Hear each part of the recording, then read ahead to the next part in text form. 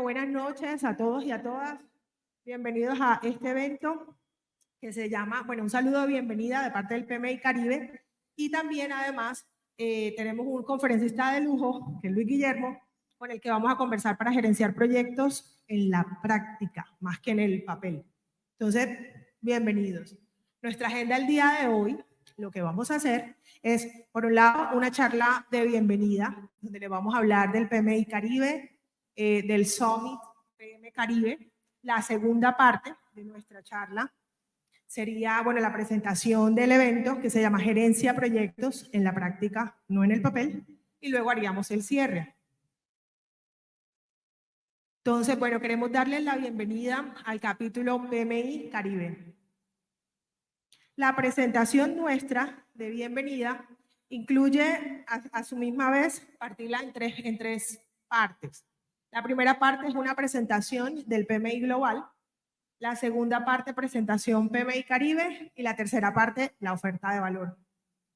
Entonces, venga, les cuento qué hacemos en el mundo PMI. Nosotros maximizamos el éxito del proyecto para elevar nuestro mundo.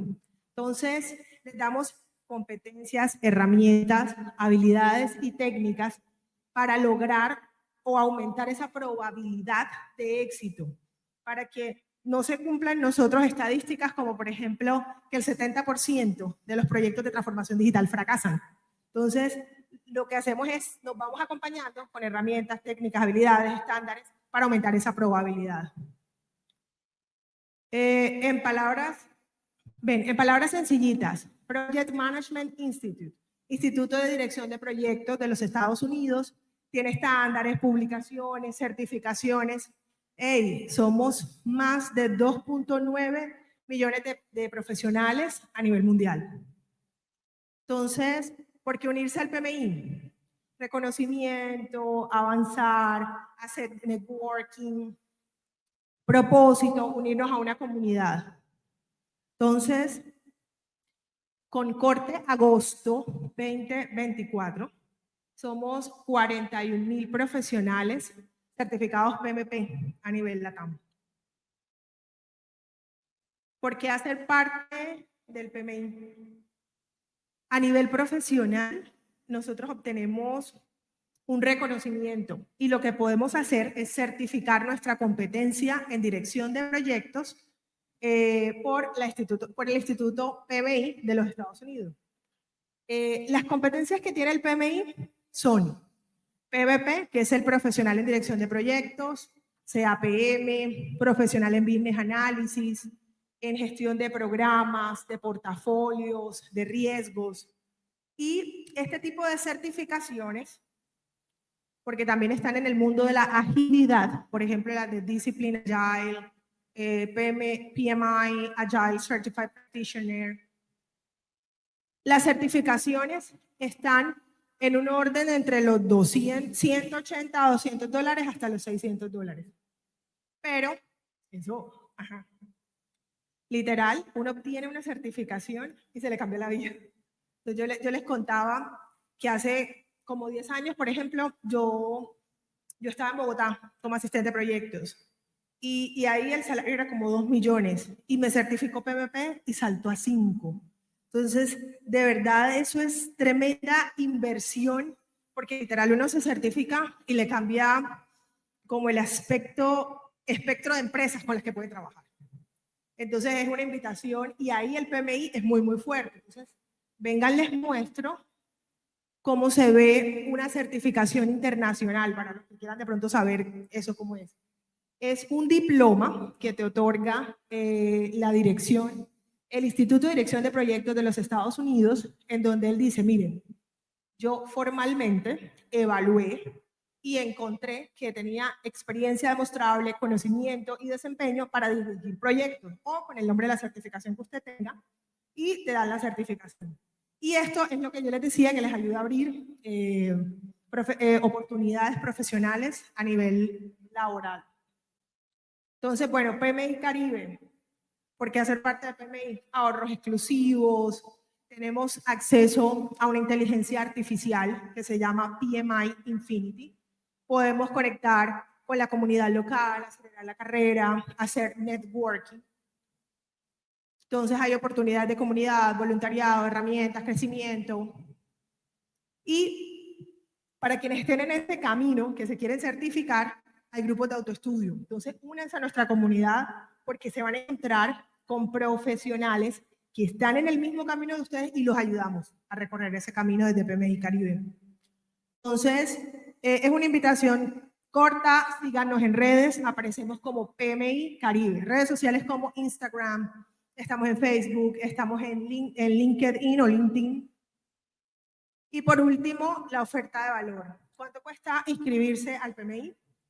Inscribirse al PMI vale $144 año, pero si muchos de ustedes acreditan la capacidad o el estatus de estudiante, miren a cuánto pasa, a la tercera parte. Entonces, PMI es como para afiliarse mientras uno está estudiando, porque tienes todos los beneficios por la tercera parte de ese precio. Entonces, antes de cerrar mi intervención, quiero invitarlos este 18 y 19 de octubre a que conecten con otros profesionales. Nos vemos en Barranquilla. Tenemos nuestro evento Summit PM Caribe. Entonces, vengan para contarles por qué vale la pena hacer parte de este evento. Personas como quienes vienen. Viene Pablo Lledó, que él es una persona de Argentina, que ese es uno de los duros en la certificación, en el acompañamiento a quienes queremos transitar ese camino. Viene Jorge Baena. Otra de las charlas que me parece muy, muy interesante. Ven, les voy a presentar quiénes vienen, por ejemplo, esta que está acá. Jessica McMaster, para quienes no la conocen, ella hace parte del equipo más como top, un equipo directivo en Essentia. Otra de las personas que viene es Juan Pablo Vélez, y Juan Pablo lidera varios de los temas a nivel directivo en Ecopetrol. Entonces, participar en este tipo de congresos te permite conectarte con personas y profesionales que no están en nuestro círculo. Entonces, lo ampliamos. Entonces, es una invitación a que se unan. La nómina de conferencistas está de verdad muy, muy chévere. Con una inversión desde los 350,000 hasta 449,000 para los no miembros. Pero yo ahí les voy a dejar las redes sociales porque nos pueden inscribir. Porque adivina qué, por estar en este evento tienen un 10% de descuento, me autorizó la Margarita. entonces aquí les comparto la información, les comparto. Al final yo les vamos a compartir también la presentación para que les queden los links. Miren, les comparto nuestros links, estamos en LinkedIn, está nuestra página web, tenemos el grupo de WhatsApp donde estamos todos. Y bonus track que pueden encontrar en PMI para que quienes ya, por ejemplo, ustedes que hoy son estudiantes, ¿qué pueden encontrar? Hay estándares y guías como la gestión de programas, de riesgos, del portafolio. Hay estándares prácticos como por ejemplo el de cómo hacer un Work Breakdown Structure, cómo estandarizar o cómo estimar un proyecto. Y hay estándares o guías prácticas como cómo implementar la gestión del cambio en una organización, o sea, cómo gestionar la gobernanza de portafolios, programas y proyectos. Y están todos los estándares. Porque la mayoría de personas cree que son estándares como el PMBOK, que se vuelve como la Biblia de todo. Pero no, hay una cantidad de estándares a los que pueden acceder. Lo otro que yo siempre también los invito es certifiquen y compartan en redes sociales, en LinkedIn, la competencia en inteligencia artificial generativa, GenAI.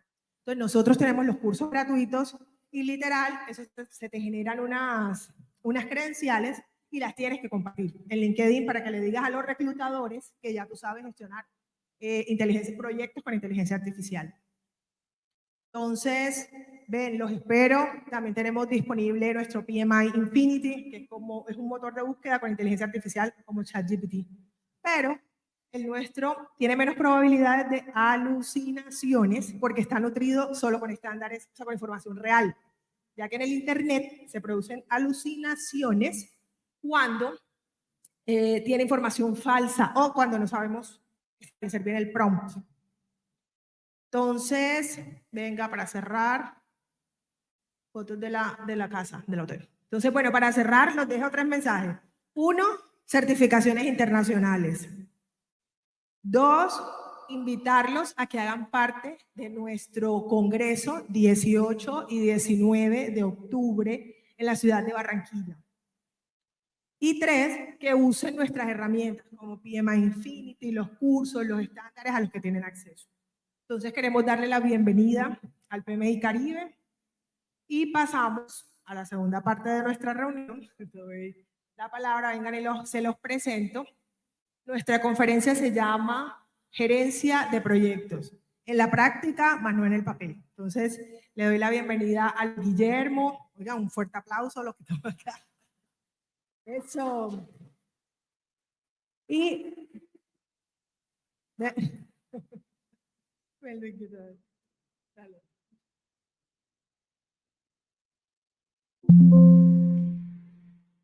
Bueno, buenas noches. Me encanta estar aquí compartiendo con ustedes y con todos los que están conectados. Retomo los 3 puntos de Paulina. Primero, nos vemos en Barranquilla 18 y 19 de octubre. Nos vemos, confirmadísimo. Segundo, doy fe que certificarse es de las mejores decisiones que se puede tomar.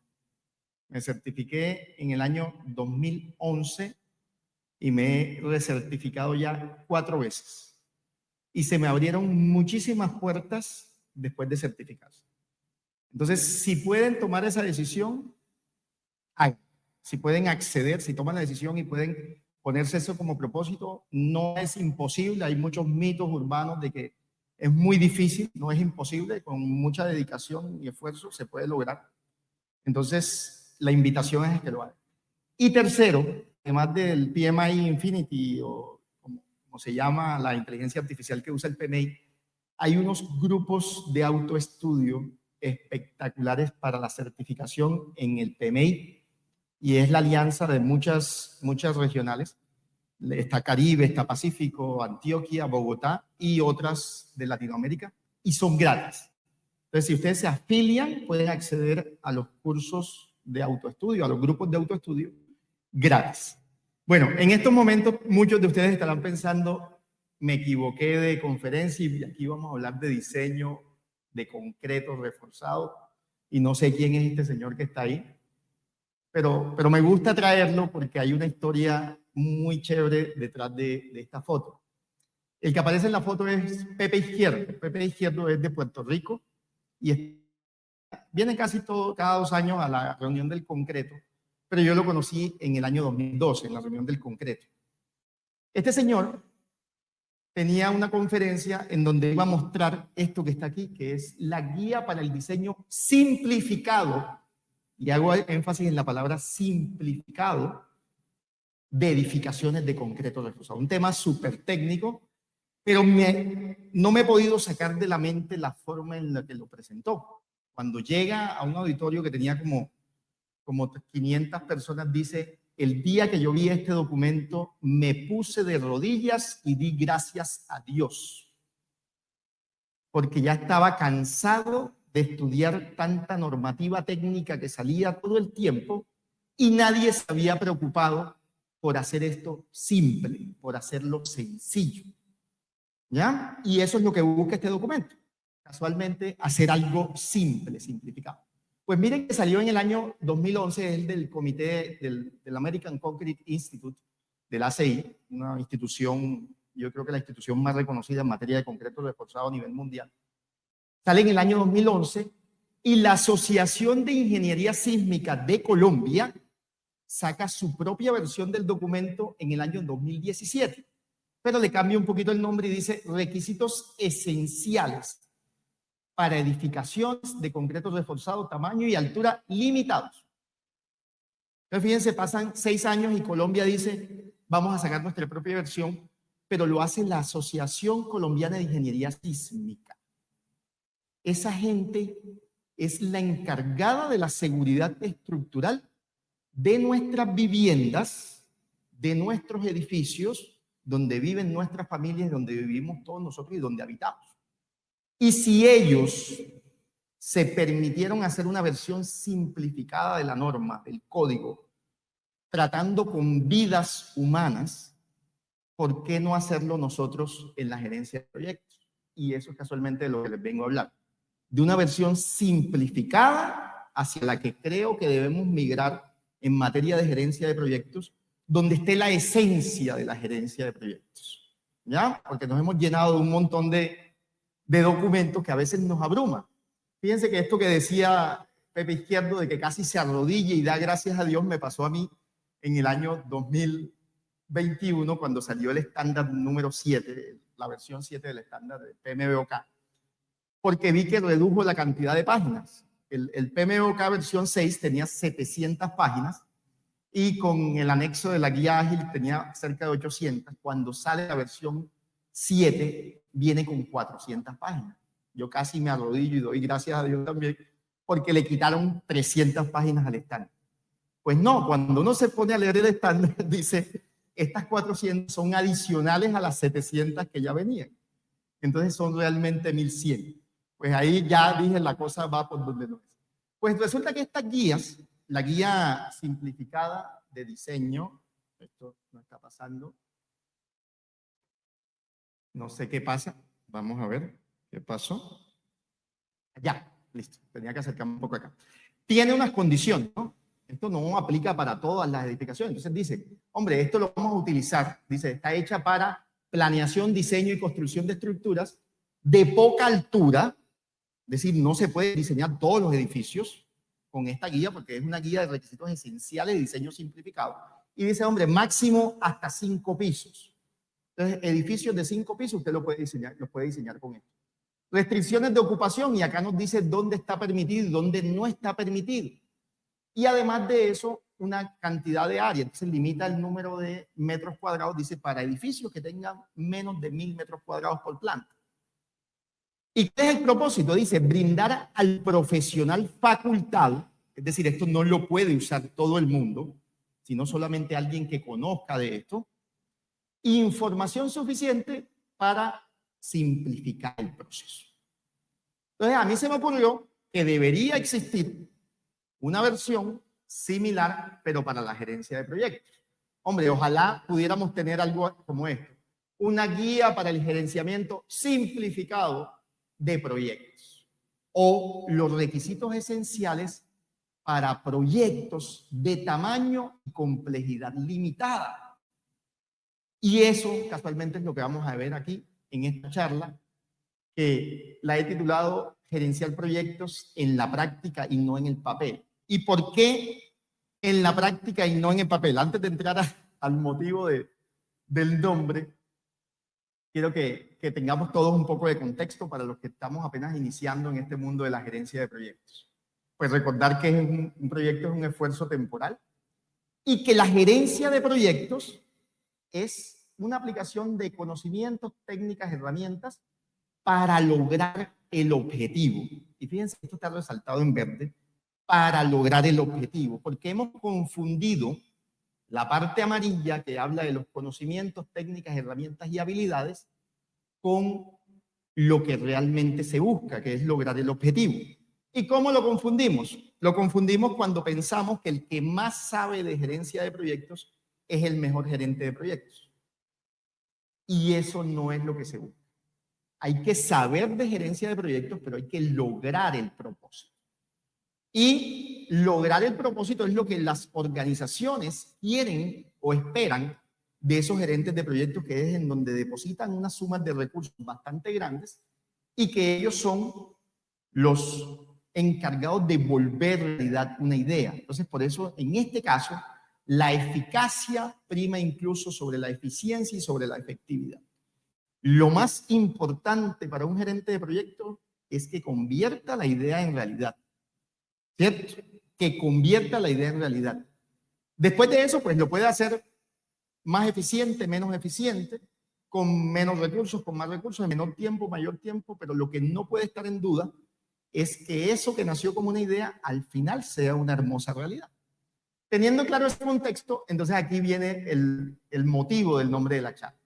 El motivo del nombre de la charla es que se han creado una cantidad de metodologías, estándares, prácticas a lo largo de la historia de la gerencia de proyectos, que tiene aproximadamente 60 años, en donde en el último estándar o en los últimos estándares nos dicen que para poder hacer un proyecto se necesitan 52 documentos.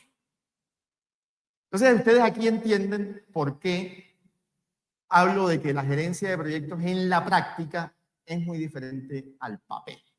52 documentos, 19 componentes del plan para la dirección de proyectos y 33 documentos del proyecto. Que se parecen mucho, no son lo mismo, pero se parecen mucho. Pues cuando falta algún documento de esto, es cuando salen los expertos a decir el proyecto salió mal porque estaba mal planeado. Pues claro, es que le faltó el plan de gestión de la configuración, que ni yo lo he terminado de entender, que llevo un montón de años estudiando este tema. Entonces, como le faltó uno de los 52, el proyecto quedó mal. Claro, era de esperarse. Con 52 documentos, y le faltó uno, tuvo 51, bueno, pues, ¿cómo no iba a salir mal? Y vemos a todo el mundo opinando de los proyectos y de por qué salió mal, porque faltó uno de los 52. Eso es lo que vemos en el común. Pero resulta que no todos los proyectos necesitan tener 52 documentos. Y en el estándar, tanto en el 6 como en el 7, como en muchas versiones anteriores, hay un concepto importante que pasamos por alto. Ese concepto es el tailoring. El tailoring quiere decir hacer el traje a la medida. A pesar que el estándar dice que se necesitan 52 documentos, usted puede adaptar ese modelo a su contexto, a su organización, al tamaño del reto que tiene encima. Lo que pasa es que no hemos podido ponerlo en términos prácticos, simples y capturar la esencia. Entonces, el traje que resulta puede resultar así. El traje de un pastelero, le digo yo. Porque usted puede terminar con un enfoque híbrido en donde aplica una parte de predictivo y una parte de ágil, y nadie le está obligando a hacer del Barça ni del Real, ¿cierto?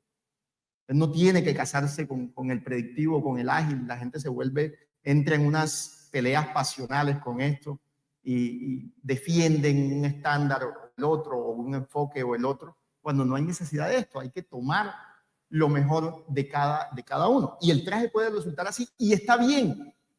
Y está bien, y de hecho las tendencias indican que los enfoques híbridos son los que se están imponiendo sobre la mayoría de los retos que se nos presentan, porque no hay proyecto que sea totalmente predictivo y tampoco que sea totalmente ágil. ¿Listo? Cierto. Entonces, recuerden que aquí hablábamos de la esencia, ¿no? Volver un poquito, dice requisitos esenciales y el simplificado. Yo hoy lo que les quiero comentar es mi visión de lo que para mí es la esencia de la gerencia de proyectos. Lo mínimo que debería tener todo proyecto, desde su planeación hasta su ejecución, para que las cosas salgan mínimamente bien. Y no los 52 documentos que de pronto sí lo van a necesitar cuando usted tenga un megaproyecto, cuando tenga un reto de ese tamaño, cuando usted tenga una organización bastante grande, compleja. Pero en la mayoría de los proyectos en los que nos vamos a enfrentar en nuestra carrera profesional, va a ser suficiente con esto. Y esto es producto de mucho estudio, pero también de mucha observación con los proyectos que hacemos en el equipo, con la forma como veo cómo se enfrentan los gerentes de proyectos a los retos y los resultados que obtienen. Fíjense que hace 20 o 30 años era suficiente con tener un cronograma y un presupuesto para hacer un proyecto. Y es por lo único que normalmente le pregunta el sponsor del proyecto. ¿Cuándo terminas y cuánto me va a costar? No le pregunta por el alcance, no le pregunta por los riesgos, no le pregunta por los contratos. Él le va a preguntar costo y tiempo, pero las otras áreas también son necesarias. Entonces, he observado que estos cinco componentes son la esencia de la gerencia de proyectos, lo mínimo, lo que se requiere para la mayoría de los proyectos, excepto que tengan un tamaño y una complejidad que amerite algo más. Entonces, si usted parte de esto, o tiene esto como punto de partida, ya empieza bien. Empecemos por el alcance. Entonces, en el alcance, Fíjense que tenemos un defecto de fábrica. Y cuando digo de fábrica es porque normalmente venimos del pregrado con una definición en nuestra mente de que el alcance son los límites. El profesor de metodología de la investigación nos tatuó en el cerebro que el alcance son los límites. Y resulta que eso es cierto, pero no necesariamente para los proyectos. Alcance, más que los límites, es todo el trabajo que hay que realizar para lograr el objetivo. Obviamente ese trabajo va a tener unos límites, pero no lo vea como únicamente el borde del mapa, sino como todo lo que está dentro. Todo el trabajo que hay que hacer en la planeación, todo el trabajo que hay que hacer en la ejecución, el trabajo que hay que hacer en el cierre, ¿cierto? Parte de ese trabajo usted se lo da a los contratistas para que lo hagan, pero no puede confundir alcance con límites. Alcance es trabajo y, como digo siempre, no me cansaré de repetir. Partamos de ahí. Lo otro importante es que ese trabajo hay que dividirlo. Hay que dividirlo en pequeños componentes para poder hacerlo digerible, para poder manipularlo, para poder contratarlo, para poder programarlo, para poder costearlo. Si tenemos un elefante gigante, pues muy seguramente no vamos a poder ejecutar bien ese trabajo. Ese trabajo lo primero que hacemos es dividirlo y muy seguramente termina algo como esto, porque es una WS, una estructura de desglose de trabajo, donde tenemos todos los componentes, tanto del producto del proyecto, el alcance del producto del proyecto, como el alcance de la gestión. El alcance del producto es todo aquello que entregamos, y el alcance de la gestión es aquel trabajo de pero que normalmente se entera. Tenemos un micrófono abierto en la... Vamos a suspender un momento. ¿Listo? Bueno, ya creo que se silenció y continuamos. Entonces decíamos, alcance del producto, lo que yo entrego, lo que queda, lo que materializo, pero hay un trabajo que es de gestión, que es de medio. Por ejemplo, un permiso, una licencia, eso yo normalmente no lo entrego, eso lo necesito para poder lograr el producto. Y... Cierra la puerta.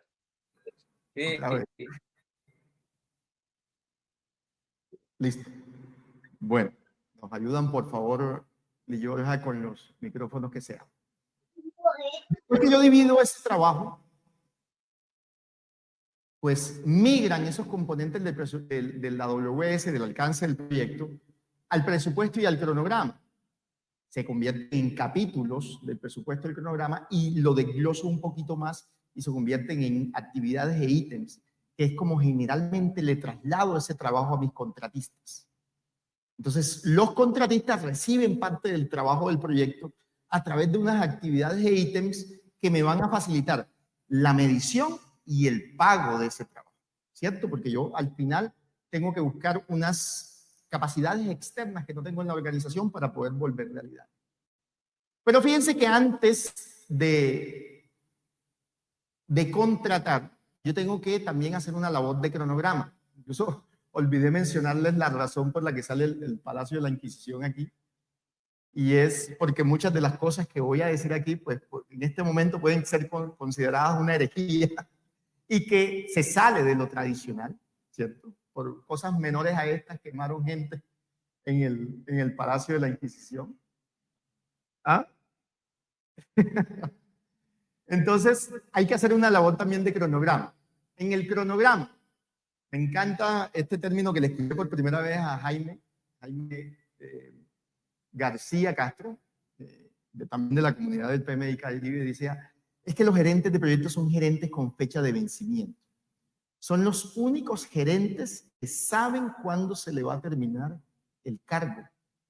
Porque el día que terminan el proyecto es el día que dejan de ser gerentes. Entonces, comienza una carrera contra el tiempo, porque todos los proyectos pues tienen un inicio y un fin, esa es la esencia de los proyectos. Y normalmente lo que hacemos es salir a programar.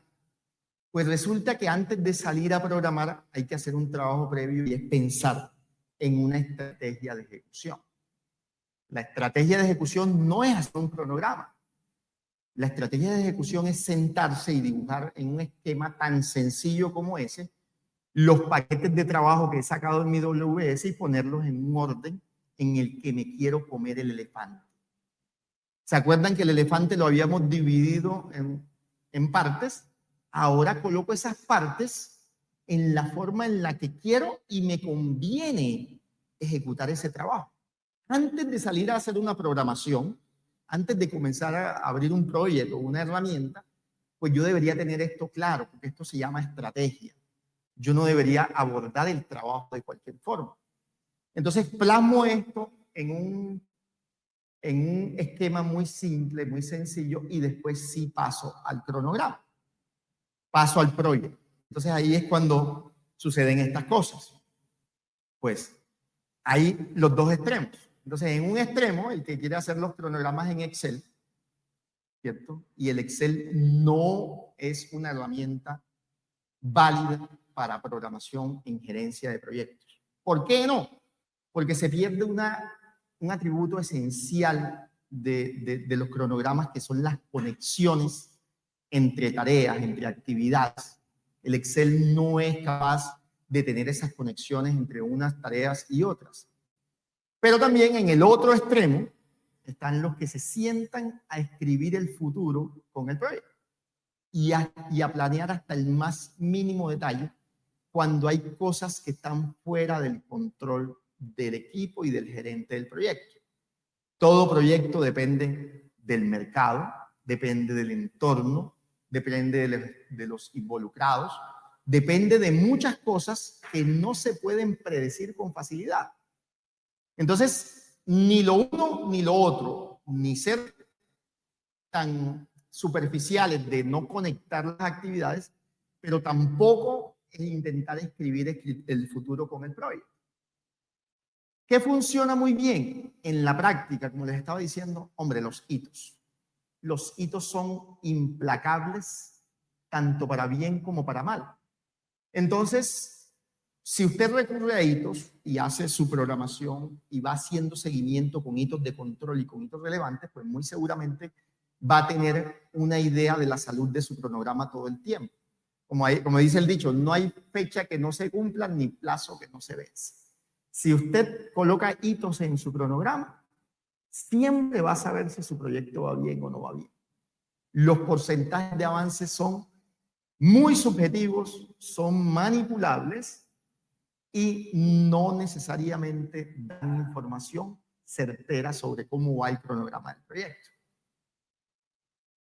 Alcance, cronograma y ahora costos. Fíjense que en el costo también hay algo esencial. Y lo primero es saber que el costo del proyecto depende del mercado. Y como depende del mercado, no podemos tener certeza sobre el resultado.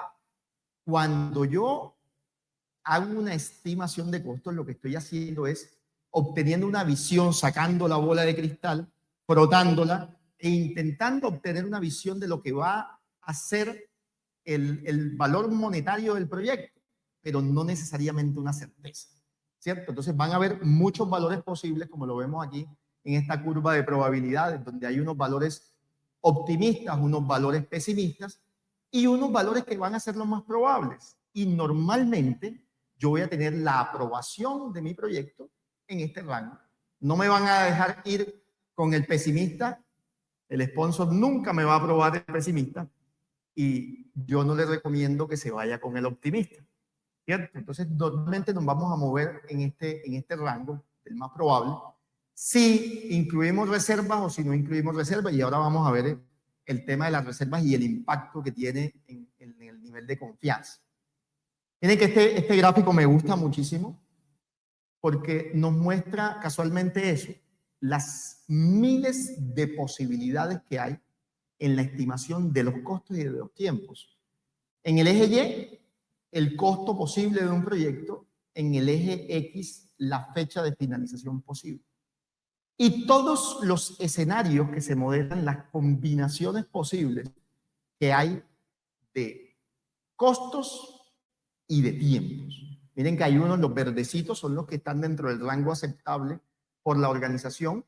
Y a medida que nos vamos alejando de ese rango aceptable, pues nos vamos metiendo en una zona peligrosa. en una zona en donde ya hay un costo excesivo, un costo no aceptado y una fecha de finalización que tampoco es aceptada. La estrellita negra, esta que ven aquí, es el dato determinista, es decir, con el que me caso, con el que me comprometo, con el que fijo la línea base de costo y la línea base de tiempo. Pero posibilidades existen muchas. Y al final yo voy a aplicar una estimación, y esto es importante desde la semántica. Los costos se estiman, ¿cierto? Se estiman según el nivel de madurez que tenga el proyecto. Entonces voy a utilizar diferentes herramientas y técnicas según el nivel de madurez que tenga el proyecto, según la fase que me encuentre. Este gráfico me gusta muchísimo, es el cono de la incertidumbre y cada industria tiene un cono. Este es el de la industria de la construcción, que es la industria en la que trabajo, y está en una práctica recomendada de la AACE, que históricamente ha estudiado cómo han resultado los proyectos y proviene de un gráfico de dispersión, de un gráfico similar a este, en donde se analizaron muchos puntos de cómo terminaron los proyectos y los han condensado en una envolvente de posibles resultados. Hombre, en un proyecto de construcción, cuando yo solamente tengo la idea, la cifra que soy capaz de determinar en ese momento, con la técnica adecuada, que normalmente es una estimación análoga, porque solamente tengo una idea y lo que puedo hacer es comparar mi proyecto, hacer una analogía con otro proyecto similar, puede tener una incertidumbre de más 50 menos 30. Es decir, al final del proyecto, ese proyecto puede terminar costando un 50% más o un 30% menos de la cifra que soy capaz de predecir en este momento. A medida que voy avanzando, y voy avanzando en un concepto propio de los proyectos que se llama elaboración progresiva, voy disminuyendo esa incertidumbre porque voy teniendo más certezas, voy definiendo cosas, voy tomando decisiones, voy haciendo ingeniería, voy haciendo diseño, voy afinando la planeación. Esa incertidumbre se va reduciendo. Y hay un momento en el que tengo que tomar una decisión. Y en ese momento la incertidumbre no es cero. En ese momento todavía hay incertidumbre porque durante la ejecución pueden seguir pasando cosas, pero nos toca tomar una decisión si ejecutamos o no ejecutamos el proyecto. ¿Cuándo llega a cero realmente la incertidumbre? El día que se cierra el proyecto. Porque justo el día antes puede pasar algo. Incluso también pasa después, pero ya no se le cargan los costos al proyecto, ya los asume la operación. Pues, ¿qué funciona también mucho en la práctica, en los costos? Ser estratégico e inteligente con la estimación. Hay unos ítems que normalmente se denominan los ítems Pareto, porque corresponden al 80% de la masa monetaria del valor del proyecto y normalmente son el 20% de los ítems a los que conviene hacerle análisis más profundo. Pero hay un montón de trabajo en el 80% de los ítems restantes que no impactan el presupuesto y que generan mucho trabajo, y si usted se pone a darle el mismo nivel de detalle, el mismo nivel de rigurosidad, cuando termine el presupuesto muy seguramente ya está desactualizado. Porque se demoró muchísimo tiempo estimando los costos. Entonces aquí también se trata de un tema de oportunidad, de trabajar inteligentemente y desde el principio también hacer estos análisis. Yo le llamo análisis de conveniencia para los materiales y equipos, si me conviene comprar o me conviene fabricar en el sitio. Para los equipos y herramientas, si me conviene comprar o arrendar. Y para algunas obras especiales, si ejecuto o subcontrato, si ejecuto directamente o subcontrato, o para trabajos especiales cuando no se trata de proyectos de construcción. ¿Por qué esto es importante para los costos? Porque de acuerdo a la estrategia que se utilice de contratación, así va a ser el costo en mi presupuesto. Entonces yo estimo los costos con una estrategia de contratación ya prevista. Desde ese momento estoy planeando mi proyecto y estoy definiendo cosas y por eso voy disminuyendo la incertidumbre. Pero al final me piden que me case con una cifra. Yo le muestro esta curva al sponsor y se ríe y dice, dame una cifra. Me tienes que dar una cifra. ¿Saben qué es lo que pasa con esa cifra? que uno cree que la cifra la va a obtener de una fórmula y de unos cálculos. Y resulta que no. Que la cifra con la que yo me comprometo, la que establezco como línea base, es una decisión. Porque es un balance entre la predictibilidad y la competitividad. Si yo me acolchono y me permito un poco más de contingencia y me voy con las cotizaciones más caras, con los peores escenarios, pues muy seguramente el proyecto no va a ser aprobado. ¿Cierto? Entonces es lo que llaman el nivel de confianza para ganar. Y le pasa todo el tiempo a los contratistas, ¿no?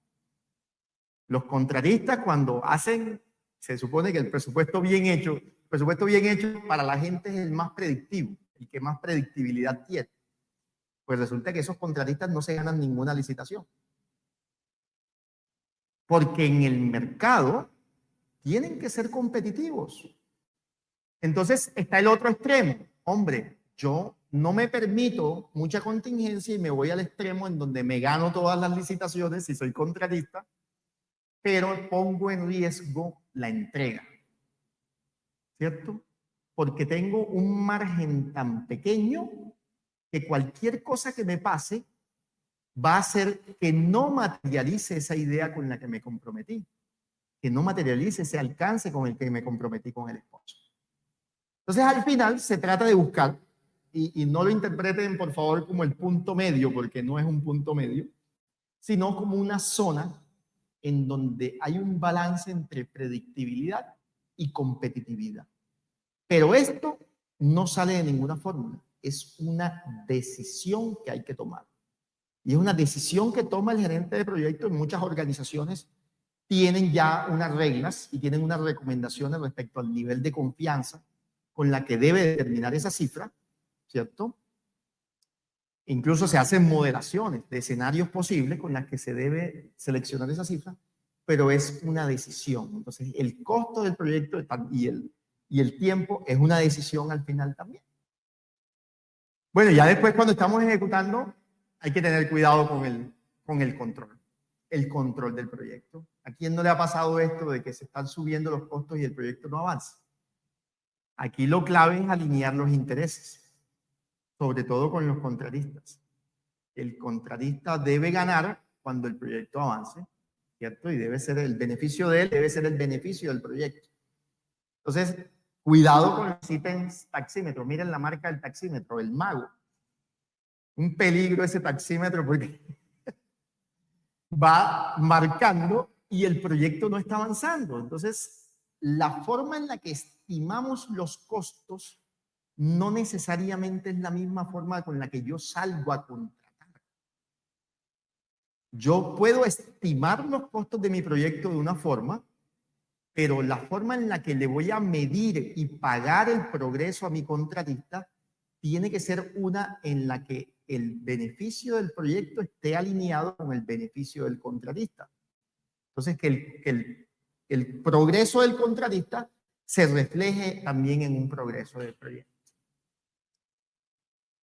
Cuarto componente de lo que consideramos esencial, de lo que consideramos lo básico, los riesgos. Y en los riesgos, a mí me encanta una analogía que hace Liliana Bustik, una experta uruguaya en riesgos, que dice, es que gestionar los riesgos es como conducir con las luces encendidas. Cuando usted no hace gestión de riesgos, usted va por un camino, normalmente oscuro, incierto, en el que puede encontrar muchas cosas, pero cuando usted enciende las luces, se le aclara el panorama. Sabe hacia dónde va y puede anticiparse a lo que le va a ocurrir. Eso mismo pasa en los proyectos. Y la mejor forma es con rigurosidad. Esta parte de la gerencia de proyectos requiere mucha rigurosidad, requiere mucho juicio y empieza con una correcta identificación. Una correcta identificación, y yo siempre digo, es que los riesgos tienen un nombre y dos apellidos. El evento, la causa y la consecuencia. Ningún riesgo está bien identificado si no tiene los dos apellidos. El evento, qué es lo que puede suceder, la causa, por qué podría suceder, y la consecuencia, que es lo que nos dice qué tan importante es el riesgo, es cómo afecta el proyecto a la organización o a mí o al equipo del proyecto, ¿cierto? Hay riesgos que son incluso dirigidos específicamente al gerente de proyecto, a su patrimonio cuando maneja recursos públicos. Y son riesgos que puede que no afecten al proyecto, pero sí afectan al equipo y al gerente del proyecto. Entonces aquí toca ser juicioso con las matrices, tomarse el tiempo, reunir el equipo, hacer talleres multidisciplinarios, que es lo que mejor funciona, las lluvias de ideas, y comenzar a anotar mucho. ¿Para qué? Para después priorizar. Y priorizar para actuar.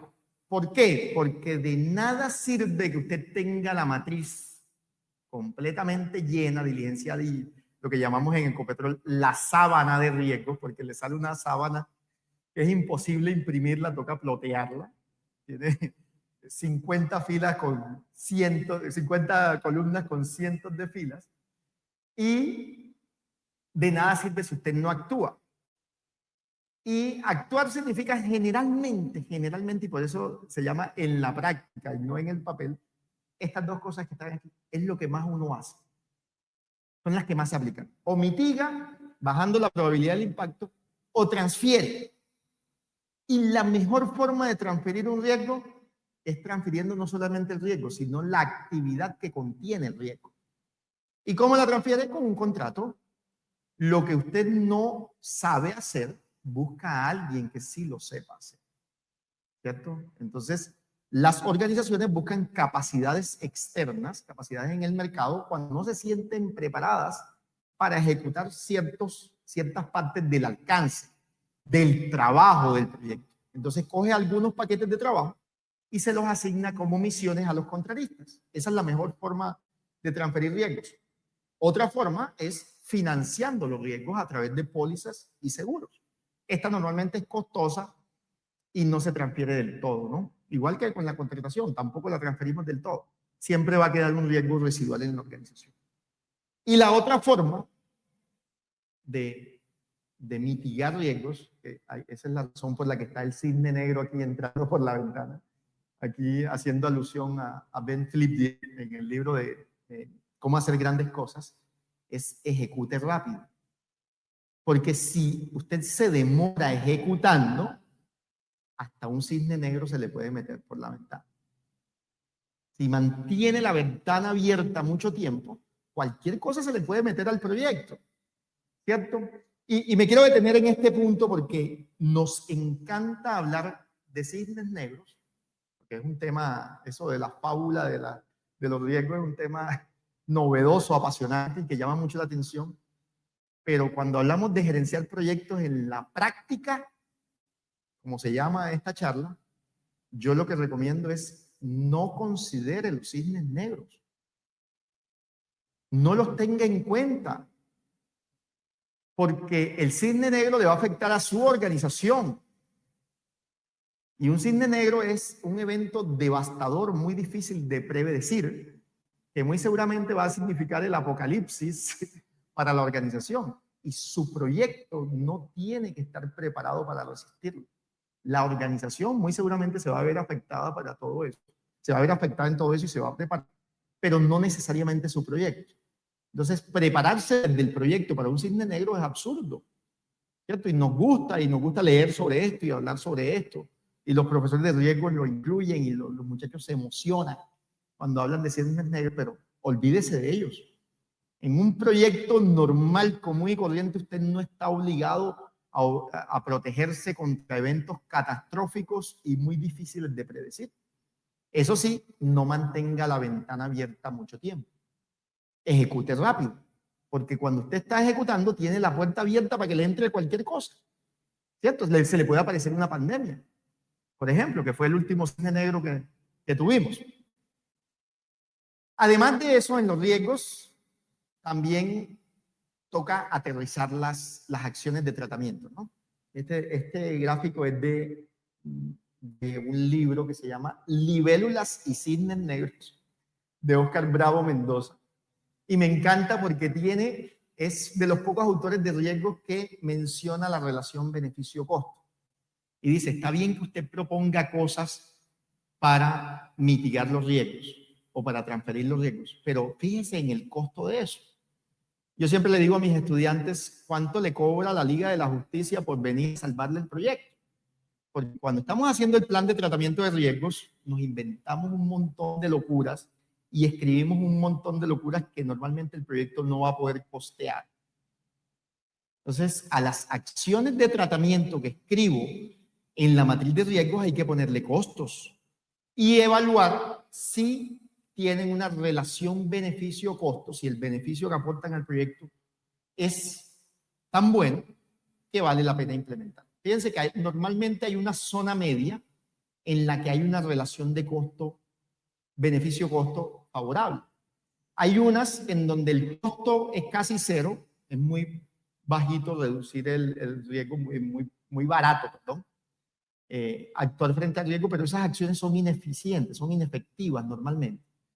Y hay otras que son muy efectivas, como traer a la Liga de la Justicia a que se haga cargo del proyecto, pero son muy costosas y el proyecto no las va a poder soportar.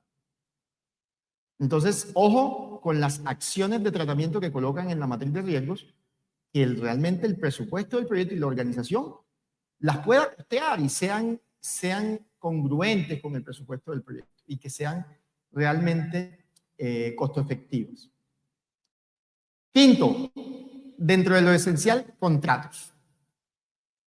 Contratos, la forma en la que la organización adquiere unas capacidades que no tiene internamente. Entonces busca contratistas, busca empresas que sí ya saben hacer lo que yo normalmente no sé hacer o no quiero hacer o no puedo hacer por algún motivo. Pero antes de salir a contratar, tenemos que volver a sentarnos y pensar en una estrategia de contratación, ¿cierto? La estrategia de contratación. Entonces, todo ese trabajo que yo tengo, ¿cómo lo voy a contratar? ¿Le voy a dar un paquete de trabajo a cada contratista? ¿Voy a tener un solo contratista para todos los paquetes de trabajo, que también se vale? ¿O voy a agrupar en el tiempo? ¿O voy a agrupar por especialidades? ¿O voy a agrupar por zonas geográficas, que también se vale? Entonces, posibilidades de estrategias de contratación hay muchas. Pero esto no es un tema de abogados, no es para dejárselo al abogado que saque el contrato, es cuestión de estrategia, de sentarse con el equipo y determinar cuál es la mejor forma de materializar el trabajo del proyecto a través de aliados, a través de contratistas, a través de unas personas naturales o jurídicas externas a la organización que vienen al proyecto con un propósito. ¿Cuál es? Ganar dinero. El negocio de los contratistas no es hacer proyectos, es vender un servicio, ¿cierto?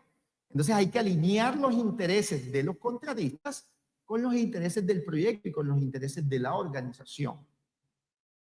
Por eso es que me gusta mucho esta imagen, porque es que los contratistas desayunan riesgo en la mañana todos los días, ¿cierto? Ellos son los que están dispuestos a decir, ¿eso te parece muy riesgoso? Yo te lo hago. Yo te lo hago a cambio de un premio, porque es que yo me dedico a esto, este es el pan de cada día. Yo me desayuno el riesgo que tú no quieres asumir. Yo lo asumo. Encantado. Dame un contrato. ¿Listo? Y para eso están los contratistas. Y no es malo, porque ese es el mecanismo a través del cual se materializan los proyectos, a través del cual se vuelve realidad, a través de contratistas que están dispuestos a hacer cosas que la organización no quiere ni puede hacer, porque no tiene las capacidades, y enfrentarse a ese trabajo tan especializado y tan riesgoso le puede representar muchas dificultades. Pues cuando yo busco esos contratistas que desayunan riesgo todas las mañanas, tengo diferentes tipos de relaciones con ellos. Y hay, miren la cantidad de tipologías de contratos que existen. Pero nosotros nada más conocemos el de precios unitarios más IU, ¿cierto? Entonces, normalmente sacamos un contrato y siempre es precios unitarios más IU. Pues resulta que en una esquina está la suma global fija. Suma global fija, el riesgo, todo para el contratista, perdón, en esta esquina, todo para el contratista. Y en el otro extremo está la administración delegada, en donde todo el riesgo lo asume el contratante, ¿cierto? Usted no está obligado a estar en un extremo o en otro.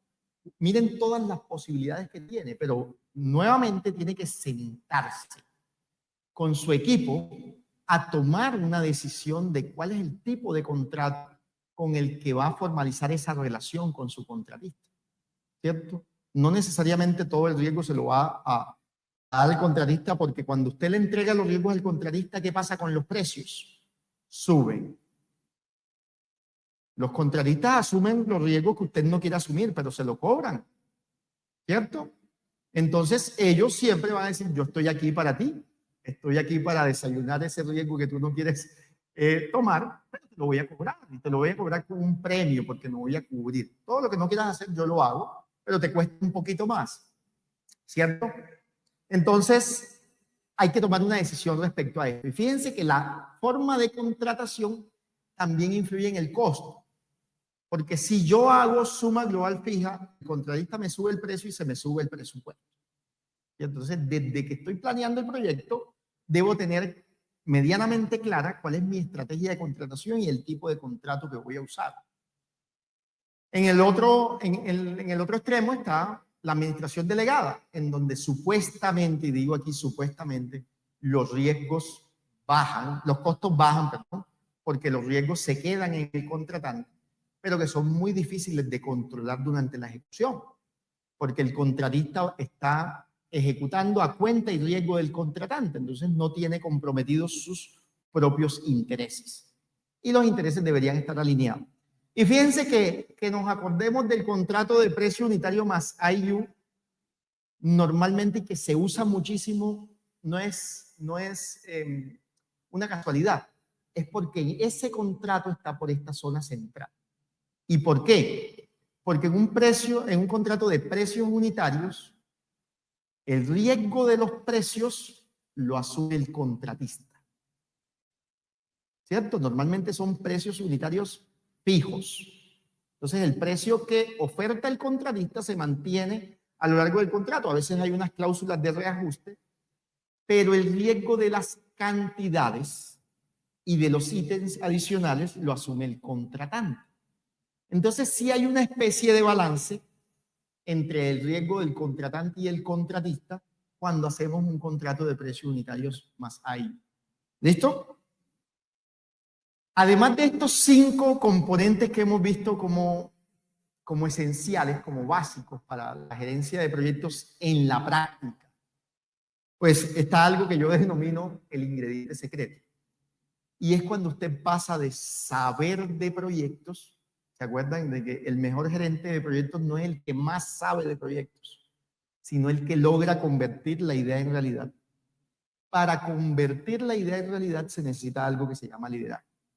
Y el liderazgo se manifiesta en varias dimensiones o en varios aspectos claves que usted debería considerar. Primero que todo, como lo llama el sensei, accountability, hacerse cargo. Hacerse cargo. Las personas que se hacen cargo son aquellas que son capaces de decir, no sé, pero voy a averiguar cómo lo voy a volver realidad, ¿cierto? Voy a trabajar por lograr esto, voy a movilizar a mi equipo y a todos los que tenga que movilizar para poder lograr el propósito. Hacerse cargo es lo primero. Y fíjense que normalmente en las organizaciones encontramos gente que explica de manera muy sofisticada por qué no se puede. En Ecopetrol tenemos un lema que es hacer posible lo imposible. Esa gente lo lee al revés, hacer imposible lo posible. Entonces siempre explican de manera muy sofisticada cómo no se puede. El que tiene que estar convencido de que sí se puede, y si no está convencido tiene que averiguarlo cómo lo va a lograr, es el gerente del proyecto, ¿cierto? Y eso empieza por hacerse cargo. Además de hacerse cargo, hay que tomar decisiones. Y hay que tomar decisiones con muy poca información. Porque cuando usted tiene suficiente información. Cuando tiene mucha información, ya es muy tarde. Y ya pasó algo. Preocúpese si para tomar la decisión usted tiene ya mucha información y se siente tranquilo. Normalmente las decisiones se toman con información insuficiente. Y usted tiene que documentar la información que tenía en ese momento, porque con el retrovisor es muy fácil, ¿no? Y después lo juzgan y le dicen, pero es que usted se equivocó. Y yo, bueno, miren, la información que tenía en ese momento era esta. ¿Cierto? Pero cuando ya yo tengo toda la información es porque es tarde. Es porque ya me estoy viendo impactado por una crisis o por una reacción o por algo que se me materializó. Y hay que tomar decisiones y hay que ser valiente para tomar decisiones. Y ojo, que no es solamente el gerente del proyecto, es también el sponsor. Y a veces nos toca poner sobre la mesa decisiones difíciles que tiene que tomar el patrocinador del proyecto. Nos toca llevarle opciones, nos toca asesorarlo, pero hay que tomar decisiones con poca información y con un rango de incertidumbre. ¿Qué les recomiendo? Pues que las documente. Yo tenía un profesor en España que me decía, imagínese que está dentro de 10 años parado en un estrado judicial explicándole a un abogado que es el juez, que no tiene ni idea de ingeniería, por qué tomó esa decisión. Entonces, documéntela y muy seguramente, pues en ese momento, con eso que documentó, va a poder salir muy bien librado de ese escenario. Entonces, hay que tomar decisiones. Tercero, en cuanto a liderazgo, toca, además de ejecutar, inspirar y movilizar al equipo. Y aquí pongo esta imagen para acordarme. Yo siempre pongo las imágenes no solo para ustedes, sino también para mí, para poder recordar lo que relaciono con esto, y es la historia de Hernán Cortés, de un conquistador sanguinario que llegó a México, y que cuando llegó a México, lo primero que hizo fue quemar sus propios barcos para que no hubiera opción de regreso. Imagínense lo que pensaron sus hombres cuando se dieron cuenta de que no había forma de volver. O sea, era ganar o ganar, ¿cierto? Entonces a veces nos toca ser esa voz de aliento, ser esa moral, esa movilización del equipo, cuando, sobre todo en las crisis y en las dificultades. Nos toca intentar estar serenos y ver el norte, ver cómo sí es posible lograr cosas. Y si no lo tenemos claro, pues tener mentalidad de crecimiento y averiguarlo, que es lo que debemos tratar a los equipos. Y es lo que siempre le repito a mi equipo cuando me dicen, es que no sé, yo le digo, aún no sabes cómo lo vas a hacer, pero estoy seguro de que si te pones a averiguarlo, pues lo vas a encontrar. Importantísimo. Hombre, vaya campo. Ya se han dado cuenta que me gusta mucho la historia, ¿no?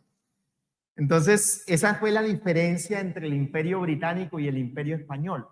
A pesar de que el Imperio Español era mucho más grande en extensión, que tenía el 70% del continente americano y de muchas colonias en África y en Asia, los reyes de España jamás pusieron un pie en sus colonias. Mientras que la realeza británica, la monarquía británica, hacía un recorrido cada 4 años por todas sus colonias de ultramar. Entonces iban a Canadá, iban a la India, iban a unas colonias que tenían en África, a unas que tenían acá también en el Caribe, y visitaban cada una de las colonias que tenían en ultramar. Eso les hizo ser el imperio más grande del mundo y haber perdurado en el tiempo. Incluso hoy todavía tienen colonias, y tienen colonias que deciden seguir siendo colonias, ¿verdad? Que se van a elecciones y dicen, ¿quieren la independencia? No, queremos seguir siendo colonia del Reino Unido. ¿Por qué? Porque se genera una conexión entre la dirección, en este caso pues la dirección del proyecto, la dirección de la organización, y los que realmente hacen el trabajo, los que están en el campo. Usted tiene que ir a campo, tiene que conversar con la gente, tiene que darse cuenta de qué es lo que está pasando, que no le cuenten en el escritorio lo que está pasando allá. Si usted es el gerente de proyecto, vaya a sitio y dése una vuelta y hable con la gente y mire cómo están. Eso genera mucha conexión y le da a usted mucha información y muchos elementos de valor para poder tomar decisiones. Intereses. Otro aspecto importante del liderazgo. Este es un slide clásico de los cursos de negociación, ¿no? Son dos hermanos negociando la última naranja que queda en la despensa. Entonces, en todos los cursos de negociación ponen el mismo ejemplo. Y lo ponen a uno a votar corriente de cuál es la mejor solución al problema. Todo el mundo dice, no, hay que partir la naranja por la mitad porque es la solución más justa. Pero a nadie se le ocurre preguntar para qué quería la naranja cada uno de ellos. Entonces resulta que uno la quería para hacer un jugo y el otro la quería para tener la limadura para hacer una torta. Entonces la mejor solución no era dividir la naranja por la mitad, sino limarla y después hacer el jugo. ¿Cierto? Es un clásico de los cursos de negociación. Pues en la gerencia de proyectos pasa exactamente lo mismo. En la gerencia de proyectos toca descubrir qué hay más allá de las posiciones. Las posiciones están en la superficie, es lo que vemos, pero los intereses están más atrás. Todos los involucrados de los proyectos quieren algo. La clave está en descubrir qué es lo que quieren. Con los contratistas es muy fácil, ¿no? Con los contratistas quieren plata. O sea, se las pongo fácil en ese sentido. Usted déle, páguele bien a su contratista, manténgale un flujo de caja, buenos precios y va a estar bien. ¿Cierto? Alinee esos ítems que le va a pagar a su contratista con el éxito de su proyecto, para que si le va bien a él, pues a usted también le vaya bien. Y no sea que tenga un ítem taxímetro y el contratista esté ganando, pero usted no se esté moviendo. ¿Cierto? Con los involucrados pasa lo mismo. La comunidad, hombre, la comunidad quiere no verse afectada por el proyecto, quiere empleos, quiere contratos de mano de obra, contratación de bienes y servicios, poder venderle los almuerzos al proyecto, ¿cierto? Todos los involucrados quieren algo. Importante que usted descubra qué es lo que más hay más allá de las posiciones, esos intereses. Y cuando lo descubra, alinee esos intereses con su estrategia. Entonces, ¿cómo hago que esa persona también gane con el proyecto y el proyecto se beneficie a la hora que doy a esa parte interesada lo que él quiere? ¿Cierto? Muchas veces se soluciona con el proyecto, pero otras veces se soluciona con el producto del proyecto. Entonces, lo que quiere la persona no lo logras durante la construcción, sino en la etapa de operación y mantenimiento. ¿Cierto? También es válido. Pero lo importante es descubrirlo, porque si usted no se toma ese trabajo de descubrir los verdaderos intereses, pues muy seguramente va a estar negociando y entregando valor de su proyecto hacia las posiciones, hacia lo superficial, no hacia lo que realmente está detrás. Otro componente del liderazgo, hombre, la rotación. Y tiene que ver mucho con eso que llaman liderazgo situacional. Y fíjense que normalmente los gerentes de proyectos, y por ahí hay hasta memes al respecto, están aquí siempre, en seguimiento. ¿Cómo va el proyecto? Entonces ya te conviertes en gerente de proyecto con preguntar solamente cómo va. Esa es parte del trabajo. Sí hay que preguntar cómo va. Y esta es como la discusión eterna de redes de líder versus jefe. De que tú eres, si eres un jefe eres malo, si eres un líder eres bueno. Pues el gerente de proyecto que pregunta cómo va, también es un gerente de proyecto. Lo que pasa es que no puede solamente hacer eso. Tiene que hacer otras dos cosas. Entonces, además de monitorear y de preguntar cómo va, a veces le toca trabajar codo a codo con el equipo. Le toca ir a campo, meterse en el barro, aportar, dar soluciones, ¿cierto? Y a veces también le toca abstraerse. Como decía un jefe que yo tenía, Lucho, súbase al balcón. Súbase al balcón es, tenga visión estratégica y sálgase de la operatividad de un momento y mire más allá, pensamiento de segundo orden. Yo tenía otro jefe que era que se subía a un helicóptero. Entonces ese iba todavía más arriba. Él me dice, cuando yo me ausento es porque me subo al helicóptero y estoy viendo más allá del bosque, muchachos, porque ustedes están allá abajo tirando machete, mientras yo estoy viendo qué es lo que viene después del bosque. ¿Cierto? Y eso también hay que hacerlo. Lo que pasa es que usted no se la puede pasar en el helicóptero todo el tiempo. ¿Cierto? Ni en el balcón todo el tiempo. Usted tiene que trabajar con el equipo codo a codo, ir a campo, sentarse con ellos, ver qué es lo que está pasando. Y también hacer seguimiento. Es parte del trabajo. Entonces, ese cuento de que no eres gerente de proyectos si te dedicas a preguntar cómo vas, es parcialmente cierto. porque los gerentes de proyectos sí tienen que hacer seguimiento, sí tienen que preguntar cómo vas. Lo que pasa es que no se pueden dedicar solamente a eso.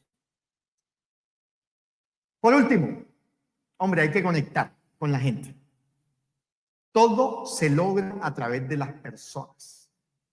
¿Cierto? Bueno, ahorita tendremos inteligencia artificial liderando algunas cosas y nos tendremos que comunicar pues de pronto con un bot o con una inteligencia artificial, negociar con inteligencia artificial, tomar decisiones con inteligencia artificial, pero hasta ahora en los proyectos que tenemos todo se logra a través de las personas.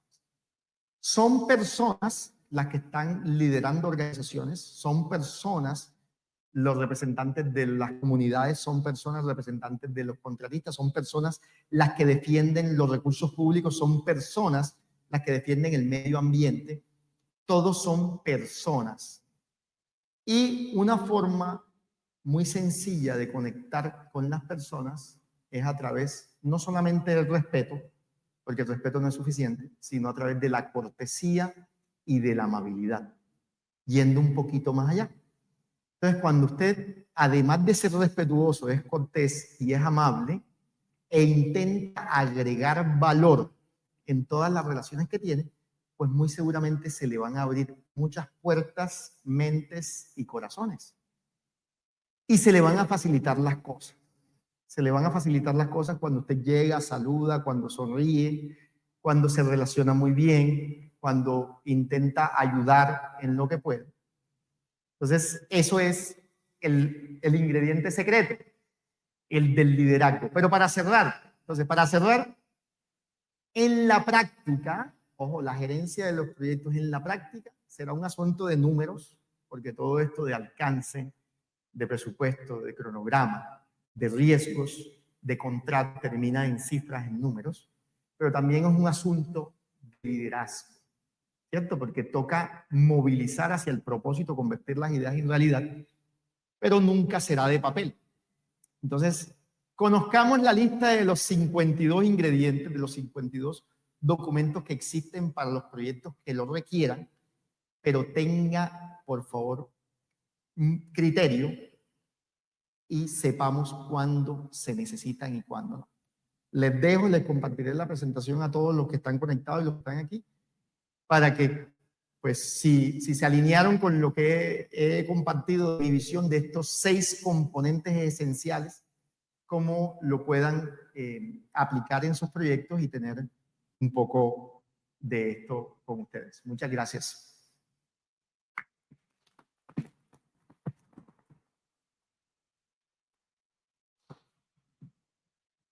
Ay. Bueno, excelente charla. Pregunta, presenciales y virtuales. ¿Alguien tiene alguna pregunta o comentario? Y Jorja, ¿alguien tiene la mano levantada? ¿Alguna pregunta o comentario? No. Que si alguien tiene alguna pregunta o comentario,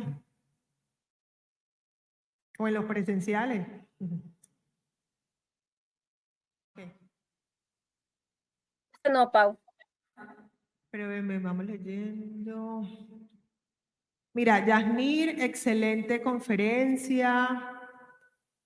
Se debe documentar todo por si llega a alinear los intereses de los aliados. Espectacular la charla. Excelente. Por favor, Luis Guillermo, presentación. Sí, nosotros al final con el listado de asistencia les compartimos las presentaciones. ¿Cómo ha sido la aplicación de mentes y corazones en tus contratos? Mentes y Corazones es una campaña que está haciendo Ecopetrol en estos momentos. Carlos es de allá de la refinería, Carlos Vergara, que tiene que ver cómo nos conectamos desde la seguridad industrial y del cuidado del medio ambiente. Entonces es la implementación de eso que casualmente hablábamos, de cuidarnos, de cuidar al compañero y de tener esa sensibilidad también con el medio ambiente. En los contratos pues, que tenemos en Cartagena y a nivel nacional, lo hemos implementado pues, a través de la sensibilización de contratistas, de las charlas y de todo la participación, especialmente en estos últimos días que hemos tenido la Semana por la Vida. podemos hacer que la gerencia de proyectos esté en la normativa colombiana para que sea un requisito de contratación? Uy, bueno, esa pregunta deberían hacerse a los congresistas de si la gerencia de proyectos es un requisito de contratación. En algún momento se estuvieron premiando las buenas planeaciones y se daban puntos en las licitaciones a quien presentara un análisis del cronograma, una estrategia, un plan de dirección de proyectos, pero hoy no es obligatorio. Es posible que migremos hacia allá, hacia unas buenas prácticas, ¿cierto? Pero hoy no es obligatorio.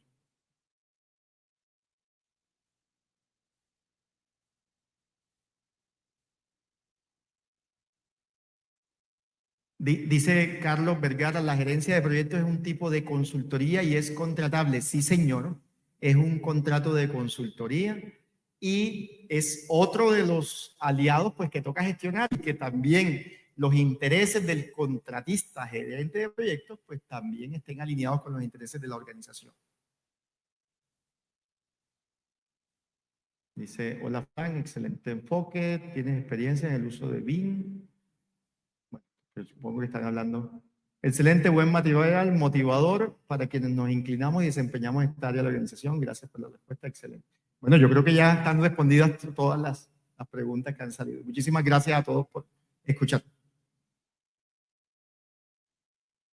Más que una pregunta, un comentario. Bueno, primero, muchísimas gracias a PMI, Capítulo Caribe, por generar estos espacios. Realmente nos enriquece y creo que debemos responder todos a estos llamados, ¿no? Cada vez más. Y me place muchísimo que, a pesar de que solamente que esté en modalidad híbrida, muchos estén aquí.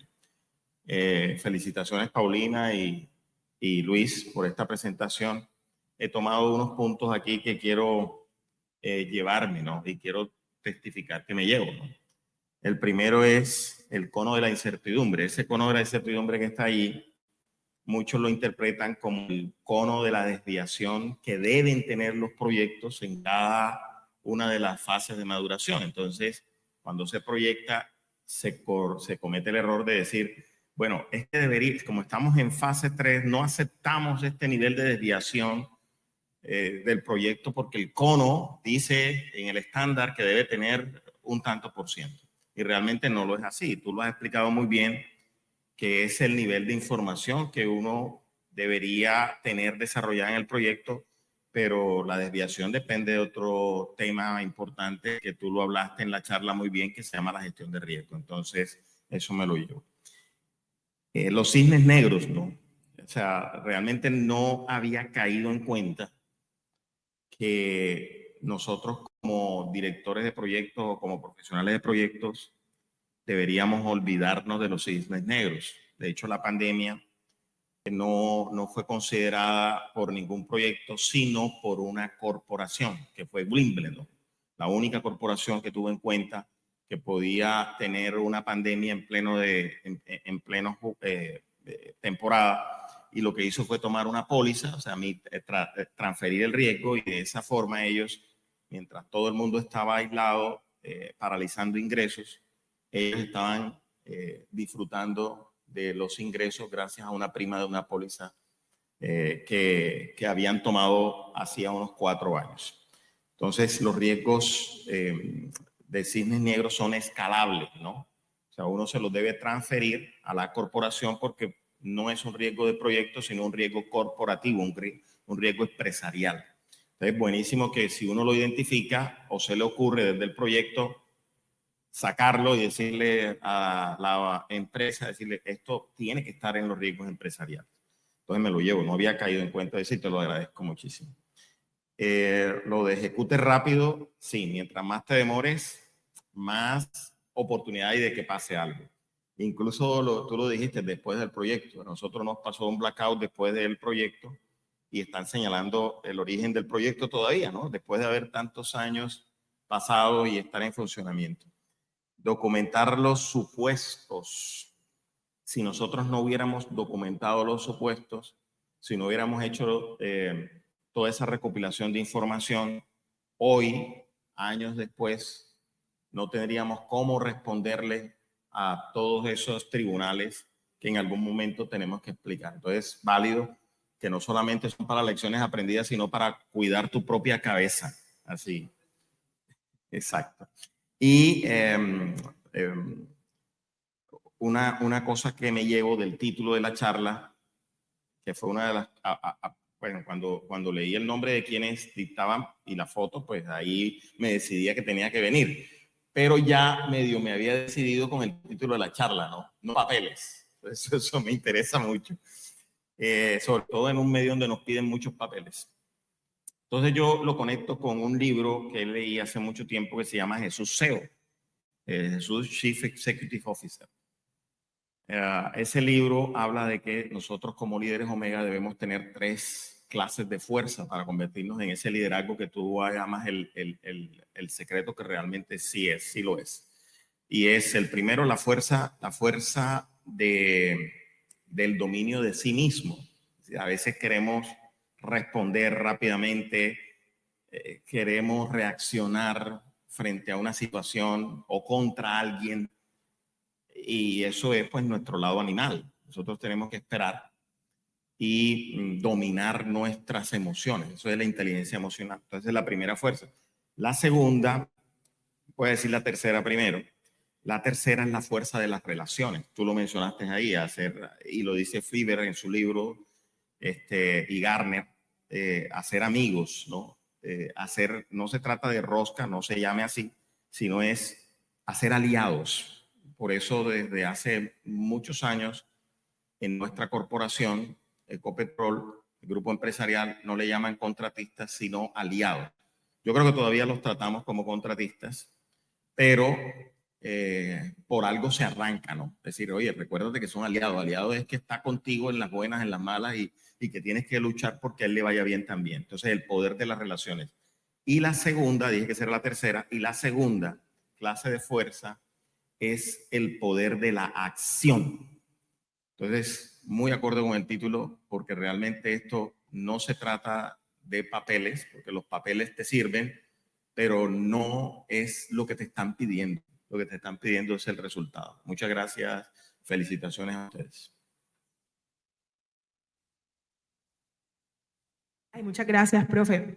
Luigi, ahí hay una pregunta que hace Jairo El Hash, que es cómo vender una buena decisión de costo de un proyecto ante una instancia de aprobación de un proyecto con todas las restricciones. Ok, ¿cómo vender una decisión de costo? Ok, y me gusta que Jairo lo explica o lo expresa desde lo que acabamos de decir, que el costo es una decisión. Yo creo que lo más importante, Jairo, es generar confianza en el tomador de decisión, en el sponsor. Cuando nosotros explicamos claramente de dónde sale esa cifra y cuáles son los riesgos de irse con una cifra menor, el riesgo de irse con una cifra menor es no entregar, ¿no? Recuerden el gráfico de la confianza, del nivel de confianza. Entonces hay un nivel de confianza para entregar, pero también hay un nivel de confianza para competir.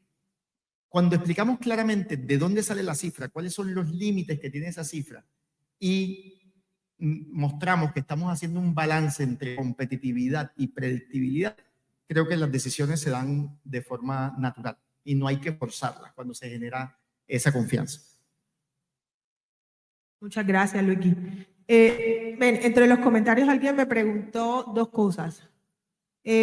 Para estudiar el PMBOK, unir versión 6 y 7, ahí las podemos invitar a los grupos de autoestudio para que hagan parte y empecemos a estudiar, porque ahorita para la certificación, cuando tú dijiste, yo me tuve que aprender 600, los de ahora 300, efectivamente ahorita se tienen que aprender las 2 versiones. Y alguien me preguntó cómo accedo al descuento del Congreso. Pueden escribirnos a través de las redes sociales. También le vamos a compartir la presentación para que accedan, porque por haber participado en este evento les vamos a dar un 10% de descuento en el Congreso. Y algo con lo que también quiero cerrar es que cuando el profe nos decía, venga por acá, que muchas gracias, o sea, el trabajo del PBI no es posible sin los voluntarios. Entonces les quiero presentar a Javier García. Javier es nuestro liaison Bolívar. Detrás de la reunión está Liyorja. Liyorja es la líder de los eventos. La pieza nos la hizo Giselle. Trabajamos con Hilary. Está Margarita conectada y o sea, hay una cantidad de personas detrás haciendo que esto sea posible. Entonces quiero también darte la palabra para que saludes a las personas y conozcan a nuestro nuevo liaison. Gracias, Paulina. Muchas gracias a todos. Felicitaciones a Luis Guillermo. Y bueno, mi nombre es Javier García, como decía Paulina, mi reciente vinculación con el capítulo de PMI Caribe como liaison Bolívar. ¿Qué significa eso?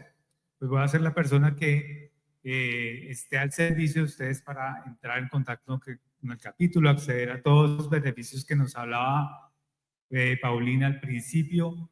Y bueno, en general, mantener esa gestión, ayudar a que materialicemos ese proyecto que puede ser el personal de cada uno, de crecer como gestor de proyectos y en el mundo de proyectos que es pues todo un universo muy, muy bueno. Gracias. Bueno, muchas gracias. Entonces yo creo que con esto podemos dar por cerrado el evento. Muchas gracias.